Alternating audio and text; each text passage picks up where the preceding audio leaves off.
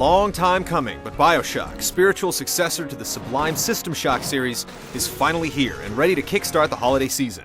Anyone who's had a cursory glance at the trailers knows this is a game to watch as it strives to reach the sky from 400 fathoms below. Just how high does it go? Look at the bright side. Maybe it'll be quick and painless.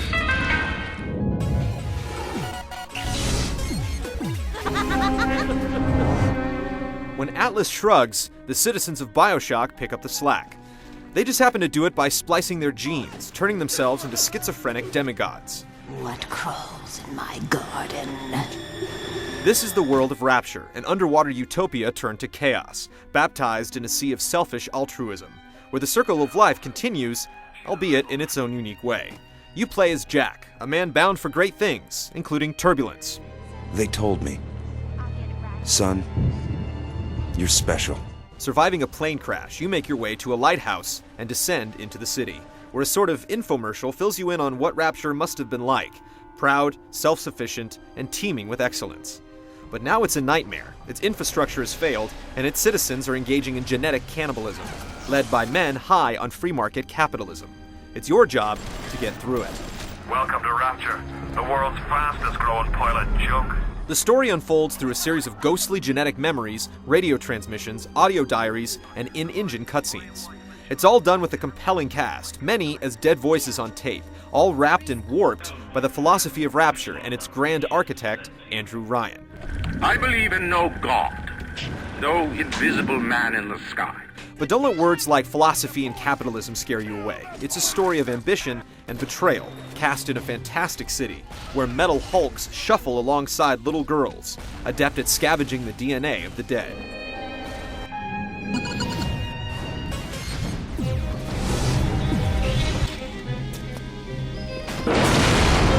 Say goodbye to generic hallways. Rapture was planned as a full city from the beginning, and it feels it. Bioshock partitions the various parts of the city, like an oxygen forest, fishing grounds, and a medical pavilion, as giant, consistent maps. Most areas are non-linear, though the occasional high-pressure plot point squeezes you through a handful of locales with minimal detours. The flow of the game has you going on a straight path with no real backtracking, though if you want to return to look for missed cache, diaries, or little sisters, that's your prerogative.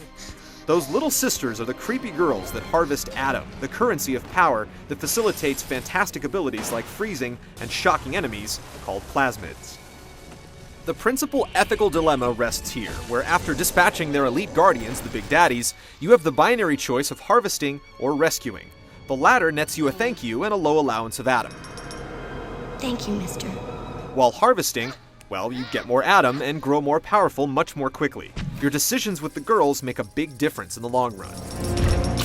As Bioshock opens up its districts, it also opens up its complexity. As your plasmids expand, new weapons emerge, and a research camera is introduced.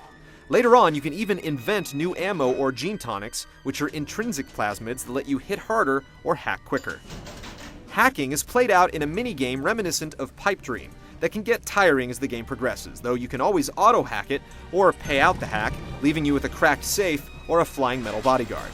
Like the rest of the game, even the hacking grows and changes as the game progresses, continuing the motif of instability, the fragile mad genius that holds everything together.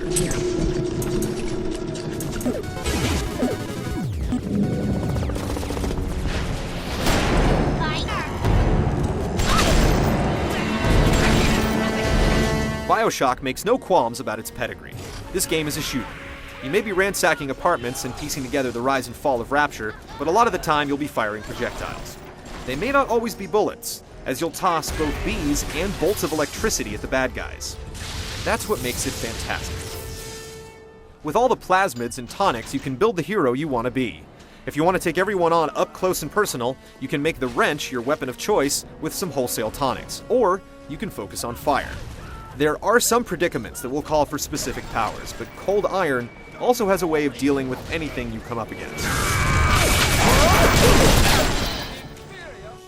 Every once in a while, a puzzle, locked door, or boss will ask for a bit of specific ingenuity, but the fact is, most of the time, Bioshock lets you play like a content Burger King customer.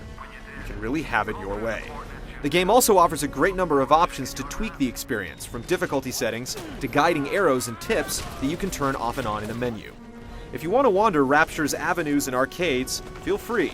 But be warned, while the dead stay dead, Rapture is a living, breathing world, and most places don't stay empty for long.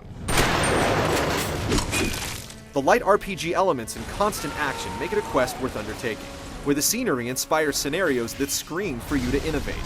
With a save anywhere option and lenient death penalties, it's okay to try some harebrained schemes, something you don't usually associate with a shooter.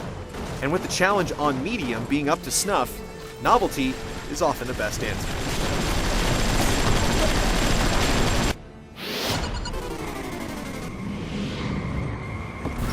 I started to argue with a man, and then I remembered who signed my checks.